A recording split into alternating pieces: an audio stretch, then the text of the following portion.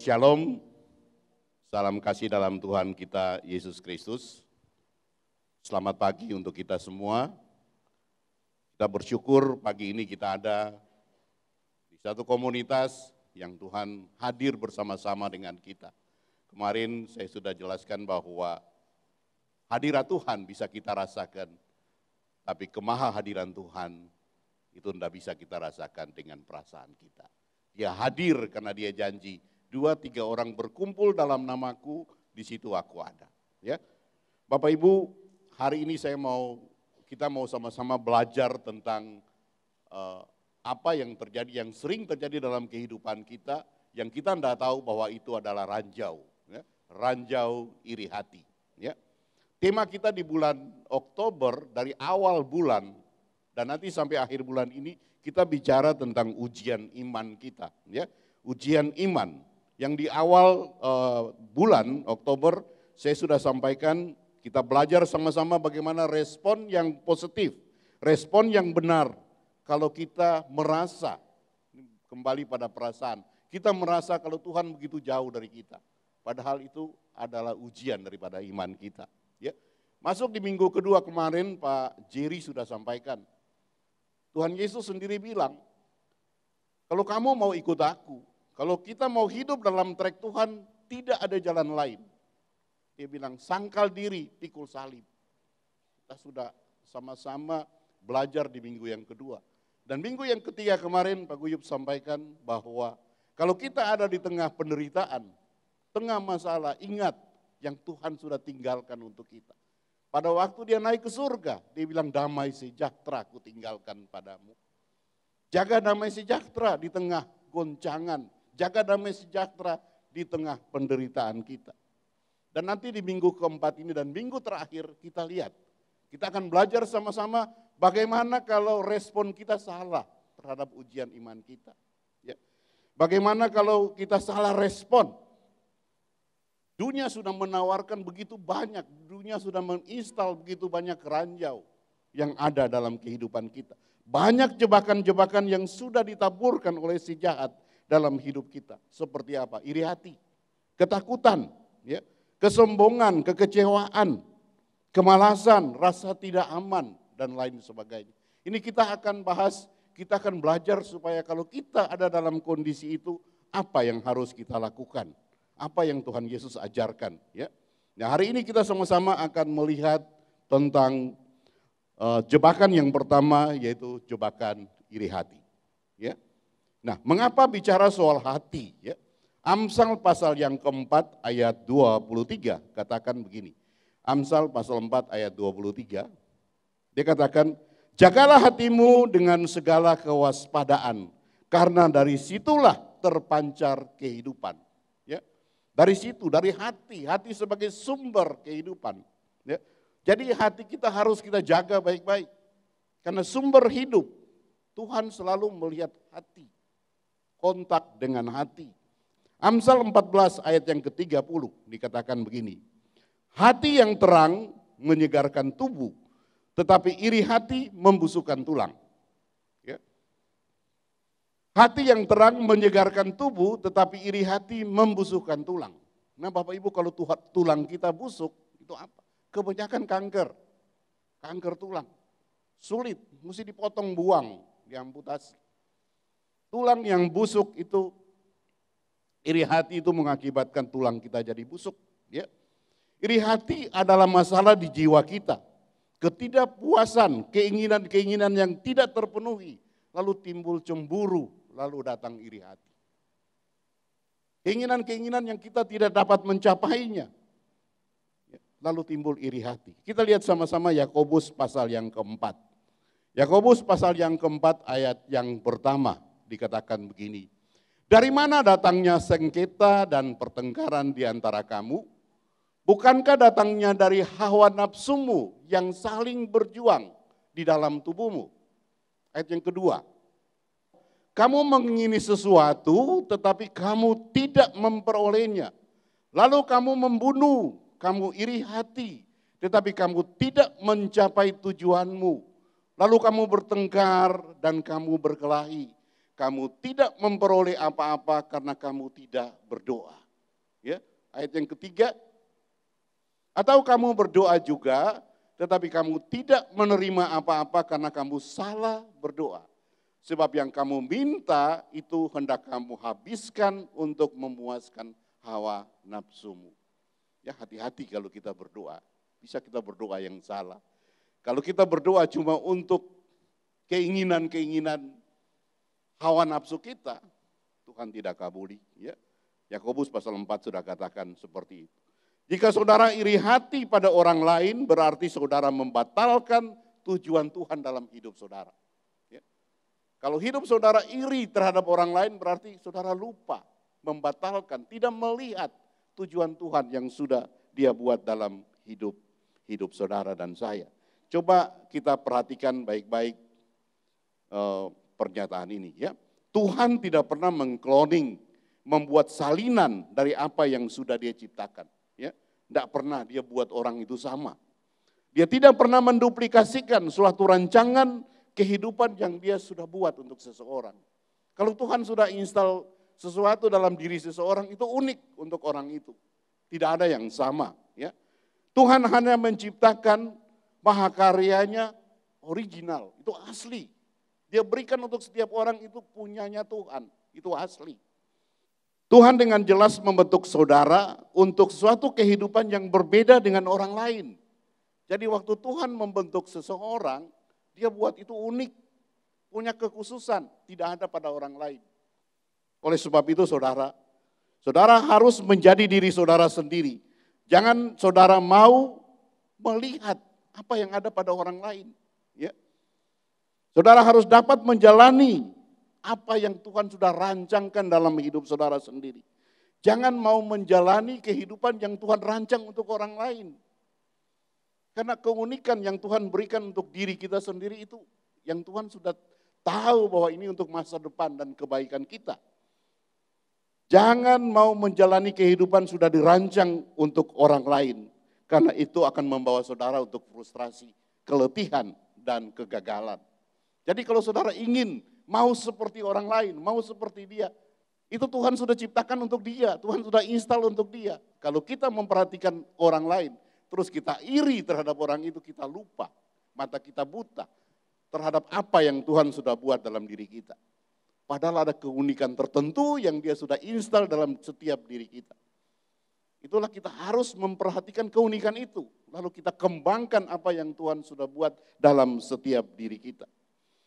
Jangan mau jadi diri orang lain, karena itu bukan kamu. Ya. Jadilah dirimu sendiri dengan semua kekayaan dan keunikan yang Tuhan sudah berikan untuk dirimu. Ya. Jadi jangan sekali-kali mau seperti orang lain. Terkadang dalam kehidupan kita kan begitu.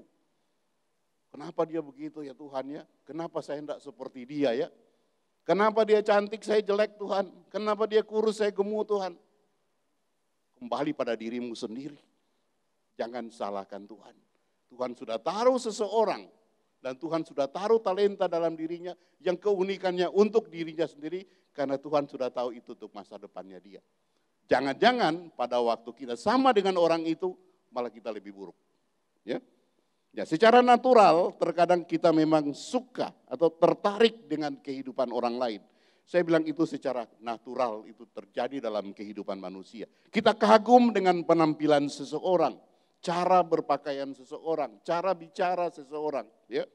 Kita memperhatikan apa yang mereka pakai, apa yang mereka lakukan dan apa yang mereka miliki. Semuanya itu tidak salah, itu baik. Waktu kita memperhatikan dan kita bangga, kita senang, kita hebatnya Tuhan ya dengan variasi manusia yang begini macam. Nah masalahnya saya bilang pada waktu kita melihat semuanya itu secara natural. Ya, kita menghargai variasi manusia yang tidak terbatas yang Tuhan ciptakan. Masalahnya mulai timbul, masalahnya mulai datang ketika kita mulai membenci cara Tuhan menciptakan orang lain. Kita mulai iri, kenapa dia begini Tuhan? Kenapa dia kaya, saya miskin Tuhan? Kenapa dia cantik, saya jelek Tuhan? Kita mulai menyalahkan Tuhan. Ini mulai masalah ini datang. Ya.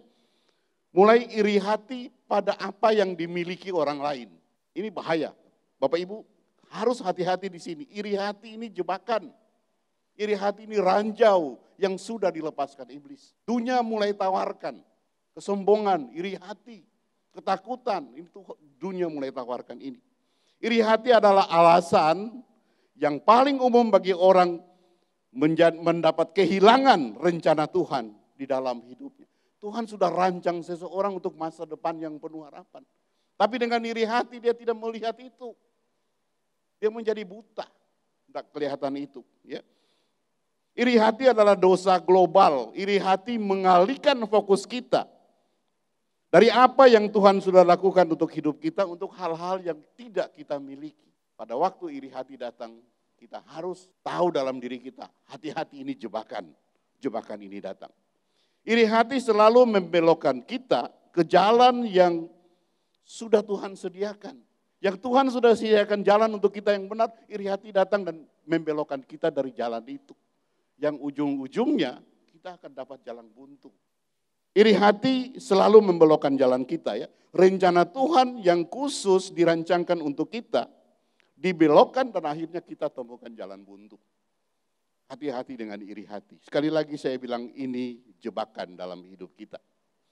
Akibat dari iri hati ada harga yang harus kita bayar tanpa ganti rugi. Dan kita akan kehilangan tujuan dan sukacita pada waktu yang bersamaan. Kalau kita mau masuk dalam jebakan ini, maka kita akan kehilangan tujuan hidup kita dan sukacita dalam waktu yang bersamaan. Dan yang paling buruk dari iri hati adalah penghinaan terhadap Tuhan.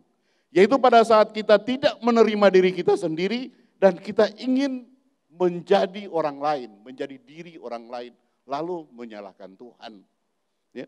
Iri hati sebenarnya adalah bentuk pemberontakan rohani yang didasarkan pada kebodohan dan kesombongan kita. Iri hati menganggap bahwa aku punya rencana bisa lebih baik untuk hidupku daripada rancangan Tuhan untuk hidup. Padahal Bapak Ibu tahu waktu Yesus datang, dia sudah melakukan hal itu. Dia hanya melakukan kehendak Bapaknya. Dia cuma melakukan kehendak Bapaknya. Dia bilang tujuan aku datang cuma melakukan kehendak Bapa. Kehendaknya tidak dia lakukan apa-apa. Dia tahu rancangan yang Bapa sudah buat untuk dia itu untuk masa depan dia yang penuh harapan. Begitupun kita. Karena Tuhan sudah install kita untuk masa depan kita. Itu unik untuk setiap orang. Jadi jangan kita mau sama dengan orang lain. Pada waktu kita sama dengan dia, mungkin keadaan kita akan lebih buruk. Karena itu Tuhan ciptakan untuk orang itu. Yang Tuhan ciptakan untuk saya adalah Tuhan sudah tahu untuk masa depan saya yang baik. Iri hati menganggap bahwa aku bisa merencanakan rancangan yang lebih baik daripada apa yang Tuhan rancangkan. Itulah di Roma pasal 9 ayat yang ke-20, ini sebenarnya ini menegurkan kita, bukan saja mengingatkan kita, tapi ini menegur. Ya. Siapa kamu hai manusia? Maka kamu membantah Allah. Dapatkah yang dibentuk berkata kepada yang membentuknya, mengapa engkau membentuk aku demikian? Dapatkah kita memprotes pada pencipta kita? Ini suatu teguran buat kita manusia. Ya. Kita lihat akibat dari iri hati. Kalau kita terjebak dengan iri hati ini, ada beberapa akibat yang akan kita hadapi. Yang pertama, kita mulai menyangkali keunikan Tuhan yang Dia telah berikan untuk kita. Bapak Ibu sekali lagi saya bilang di dunia ini, Tuhan ciptakan kita tidak ada yang sama persis. Tidak ada yang Tuhan ciptakan sama dengan saudara. Karena apa? Karena saudara itu buatan Allah. Pada saat saudara iri hati terhadap orang lain, saudara mulai meninggalkan rancangan Tuhan dalam hidup saudara. Ya. Maka saudara mulai tidak dapat melihat nilai-nilai yang luar biasa yang Tuhan sudah buat dalam diri saudara. Iri hati membuat saudara buta terhadap diri sendiri. Yang kedua, akibat daripada iri hati akan mengganggu perhatian kita. Iri hati akan mengganggu konsentrasi saudara. Yesus bilang begini, ya. Yesus bilang dalam Lukas pasal 9 ayat 62, setiap orang yang siap untuk membajak tapi menoleh ke belakang, ia tidak layak untuk kerajaan surga. Kalau setiap orang sudah siap untuk membajak tapi masih melihat orang lain, melihat tidak layak untuk kerajaan surga. Kita suka sekali melihat punya orang lain. Kita lupa bahwa Tuhan sudah beri kita lebih. Dan unik untuk setiap kita. Kita cuma mau melihat orang aja. Kalau saudara terus sibuk memperhatikan apa yang dikerjakan orang lain, atau terus menginginkan apa yang mereka miliki, maka saudara tidak dapat melihat apa yang sedang Tuhan buat dalam kehidupan saudara. Karena kita terlalu sibuk melihat orang, kita lupa apa yang kita buta, tidak bisa melihat apa yang Tuhan lagi buat dalam hidup kita.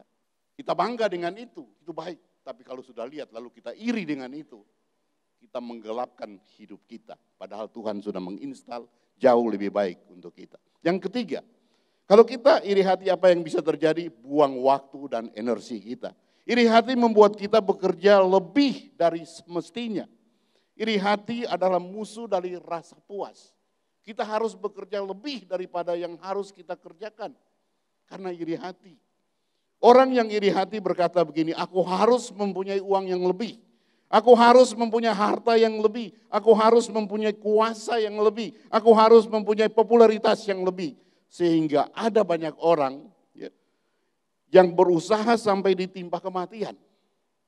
Karena mencoba untuk menyamai atau melebihi orang yang dia cemburu. Kalau kita tidak menyadari bahwa iri hati ini jebakan, maka kita membutakan mata kita untuk melihat kasih Tuhan dalam hidup kita, dalam keluarga kita. Kita buta untuk melihat itu. Yang keempat, akibat dari iri hati membawa kita pada dosa yang lain. Iri hati adalah akar dari dosa. Di mana dosa lain bisa tumbuh kalau ada iri hati. Kita lihat Yakobus pasal 3 ayatnya yang ke-16. Sebab di mana ada iri hati dan mementingkan diri sendiri, di situ ada kekacauan dan segala macam perbuatan jahat. Alkitab sudah ajar kita, ya. Di mana ada iri hati dan mementingkan diri sendiri, di situ ada kekacauan, ada konflik yang bisa terjadi dan merupakan sumber dari segala macam kejahatan. Bapak Ibu lihat sejarah Alkitab, Kain membunuh Habel karena iri hati. Yusuf dijual oleh saudara-saudaranya karena iri hati. Saul kejar-kejar Daud karena iri hati. Ingin membunuh Daud. Itu dalam kehidupan Yesus. Pemuka-pemuka agama Yahudi mau menangkap Yesus, mau membunuh Yesus hanya karena iri hati. Iri hati adalah jebakan dalam kehidupan kita. Nah, kita harus lihat baik-baik pagi ini, kita belajar sama-sama langkah-langkah apa yang kita ambil supaya kita bisa terlepas dari jebakan ini. Jebakan iri hati ini. Langkah yang pertama, supaya kita tahu sama-sama apa yang harus kita lakukan untuk kita bisa terbebaskan atau terlepas dari jerat yang pertama, iri hati. Berhenti, yang pertama, berhentilah membanding-bandingkan dirimu dengan orang lain. Itu start awal dari situ.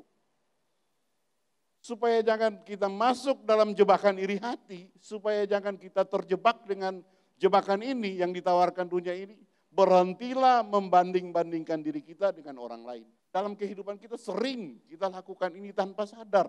Kalau kita tidak insaf di sini, kalau kita tidak sadar di sini, maka kita akan terjebak dengan jebakan iri hati. Saudara masih ingat waktu saudara kecil, waktu saudara anak-anak. Terus anak-anak lain diberikan lebih dari saudara. Atau anak-anak lain punya sesuatu yang tidak saudara punya. Saudara akan iri hati, akan cemburu. Itu masa kanak-kanak. Waktu saudara sudah dewasa, ya, saudara sudah berkeluarga. Lalu saudara membanding-bandingkan keluarga saudara dengan tetangga sebelah. Ibu bilang sama bapak, Pak, di sebelah punya kulkas baru datang. Kok kita belum punya kulkas, Pak? Di sebelah mobilnya baru, Pak. Kok kita belum punya mobil? Kok kita sepeda motor terus, Pak? Mulai membanding-bandingkan dengan tetangga sebelah. Membandingkan anak kita dengan anak tetangga sebelah. Atau masalah keuangan, talenta, penghasilan, dan lain sebagainya. Mulai membanding-bandingkan. Tapi Tuhan bilang gini, kalau saudara membanding-bandingkan, itu adalah suatu kebodohan. Ya, coba kita lihat sama-sama 2 Korintus 10 ayat 12b. Dikatakan bagaimana mereka mengukur dirinya dengan ukuran mereka sendiri. Dan membanding-bandingkan dirinya dengan diri mereka sendiri. Alangkah bodohnya mereka. Jangan membanding-bandingkan diri dengan orang lain. Ya. Padahal saudara itu tidak ada bandingannya. Karena buatan Allah. Satu-satunya original yang dibuat Allah, unik untuk bagianmu itu. Ingat bahwa Tuhan tidak memanggil saudara untuk menjadi yang terbaik di dunia ini dalam segala apapun. Tuhan tidak memanggil saudara untuk jago di segala bidang, bukan itu. Tapi Dia memanggil saudara untuk saudara menjadi yang terbaik sesuai dengan kemampuan yang Dia sudah berikan untuk saudara. Jadi ada keunikan dalam setiap kita. Dia harus yang terbaik di bidang itu, bukan untuk segala bidang. Jadi berhentilah membandingkan diri dengan orang lain. Saudara harus melatih diri ini supaya setiap kali saudara tergoda untuk membanding-bandingkan diri dengan orang lain, saudara katakan begini, saya tidak mau mengikuti jalan itu lagi. Lalu pikirkan yang lain. Pada waktu itu mulai datang dalam hidupmu, saya bilang, no, saya tidak mau ikut jalan itu lagi. Saya tidak mau membanding-bandingkan itu lagi. Lalu pikirkan yang lain, pikirkan Tuhan, itu lebih penting. Ya, itu lebih baik. Yang kedua, bersukacitalah dengan orang yang diberkati. Bersukacita ketika orang lain mendapat berkat dari Tuhan. Saya mau tanya pagi ini, kapan terakhir kalinya saudara bersyukur kepada Tuhan ketika saudara melihat orang lain diberkati? Pada waktu orang lain diberkati, Tuhan, puji Tuhan. Wah, teman saya diberkati, teman saya dipromosikan, saya bersyukur sekali. Atau mau bertanya, kok Tuhan, kok dia, kok bukan saya Tuhan? Coba perhatikan baik-baik ini, untuk bisa mengalahkan ranjau iri hati ini, waktu tetangga sebelah diberkati Tuhan, wah saya sangat bersuka cita, saya bangga, saya senang sekali. Itu salah satu caranya untuk menghindari ranjau itu. Alkitab bilang begini, bersukacita dengan orang bersukacita dan menangislah dengan orang yang menangis. Bapak Ibu, suatu kesalahan yang dibuat kita untuk sulit bersukacita dengan orang lain karena kita menyangka bahwa anugerah Tuhan, bahwa kasih karunia Tuhan itu terbatas. Kita takut kalau semua sudah diberikan orang lain nanti saya tidak dapat Tuhan. Padahal kasih Kristus itu tidak terbatas. Kasih Kristus itu tidak habis-habisnya. Ya, tidak bisa dibayangkan, tidak bisa terhitung kasihnya Tuhan. Jadi jangan takut. Kalau Tuhan memberkati orang lain, kita bersyukur. Dan kita akan mendapat berkat yang lebih daripada itu.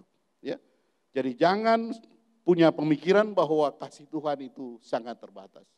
Ya, kebenaran yang membuat kita rasa malu karena iri hati, bahwa ternyata kebanyakan dari kita timbul iri hati itu cuma dari lingkungan kita, orang-orang dekat kita.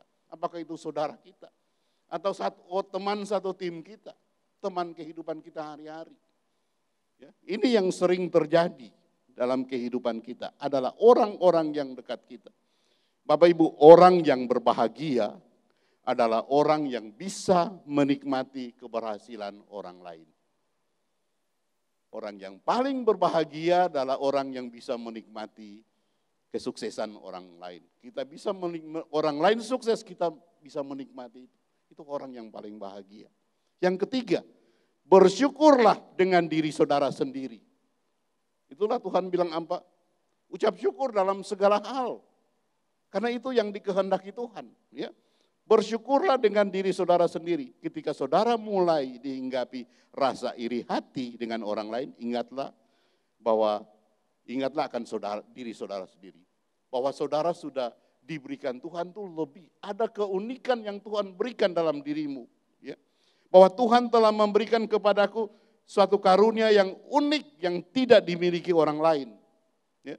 Dan saya tidak tahu hal buruk apa yang akan terjadi kalau seandainya saya sama dengan orang lain.